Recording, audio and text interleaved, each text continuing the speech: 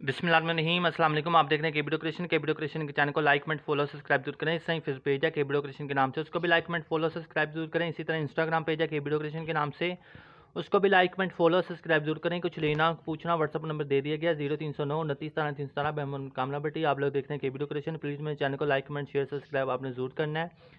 Cash on deliver not available, payment जैस cash के through या बैंक के थ्रू। इसके अलावा ना कोई हमारा नंबर है, ना कोई नाम है, ना कोई अकाउंट नंबर, ना कोई पेज है, ना कोई यूट्यूब चैनल है।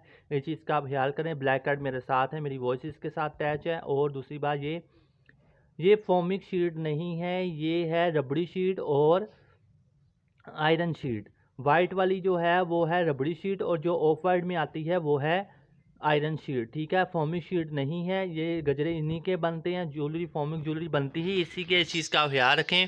फॉर्मिक ज्वेलरी बना के अपने पैसे बच जाया करें। हमेशा जब भी बनानी इससे बनाएं।